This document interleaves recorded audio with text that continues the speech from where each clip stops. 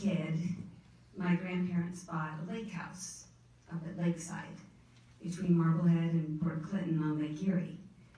And we spent weekends up there with our families, swimming at the dock, swimming at East Harbor State Park Beach. It was in the early 60s, and I was in preschool and I had just learned to swim, and I loved swimming in the waves, my hands touching the sand, facing the shore. And this one day, I kept accidentally taking in gulps of water as I floated in the surf.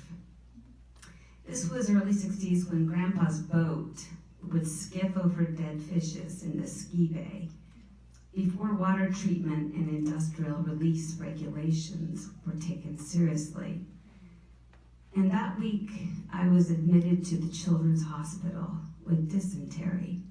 I was 5, in a hospital crib, fed by an IV for drinking Lake Erie water.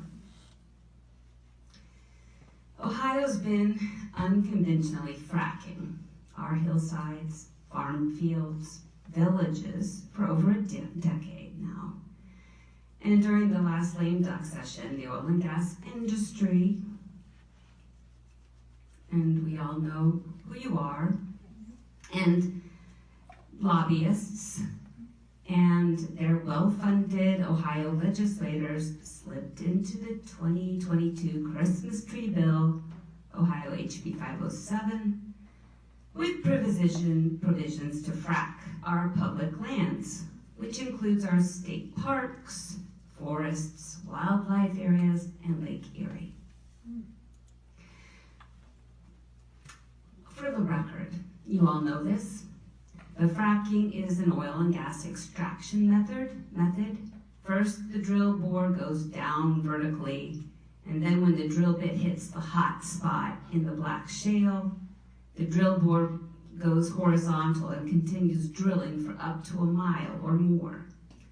The drill cuttings or rocks and soil brought up from the borehole are radioactive, particularly in the Marcellus and Utica black shales. And due to oil and gas funded legislation, these radioactive drill cuttings no longer have to be regulated. Consequently, frack drill cuttings are being dumped into municipal landfills where radium-226 and 228, bone-seeking radionuclides linked with leukemia, childhood leukemia, bone and breast cancers, can leach into our surface and groundwaters. The industrial process of bulldozing, construction, heavy equipment use, diesel fumes destroy any property used for a frack well site. And millions of gallons of fresh water per frack is mixed with the secret chemical brew. Secret. And that was legislated by our Ohio legislators. They add it with silica sand and inject it at high pressure to fracture the shale to extract the oil and gas. And this process creates massive amounts of radioactive, toxic frack water waste.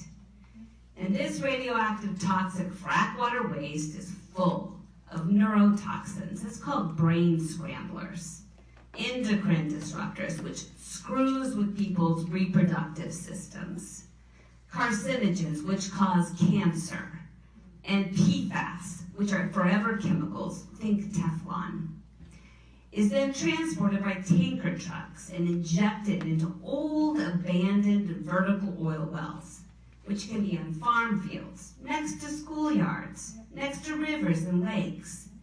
And these injection wells, which have no holding tank keeping this liquid in, have fissures, cracks, and conduits where this radioactive, toxic frack waste water can contaminate our ground and surface waters.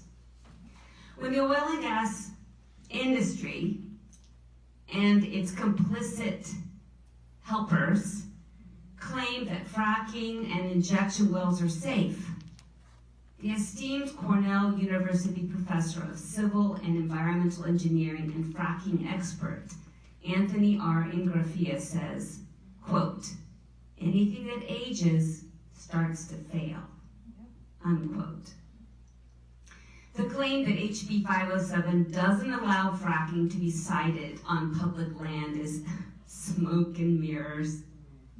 An unconventional frack well pad sited on the outskirts of an Ohio park, forest, wildlife area, or lake can have horizontal legs that extend miles directly under and impact these public lands, including our vulnerable Great Lake Erie. Indeed, anything that ages starts to fail. I was lucky back then. I got better. Well, you've heard testimony from people who's had family members die from environmental. Maybe they can't prove it, but it's closely linked. Radioactive, toxic frack wastewater is deadly. Our children, grandchildren, great-grandchildren's health, their lives depend on us to do the right thing. I want to look at you as allies, but I don't have a lot of hope. I'm sorry. I'd love to see one of you have the courage to say no, no more. No more. Other states have done it. And it's not just the Republicans, because I've talked with lots of fracking Democrats in the Ohio legislature. Very good point. So it's not a partisan issue. It's time, my friends. Yeah. Some of us are seniors. Some of you are younger. We're in dire straits with the climate, but we also tout ourselves as this great state with so much water. But we're not going to be taking care of it. We're creating toxic radioactive waste that is forever out of the water cycle. So, if you have courage, if you have integrity, if you care, then you'll stop this fracking. I'm not even talking about regulating. I'm saying stop it. Yes. And you will put your energies into sustainable Ohio. Thank you.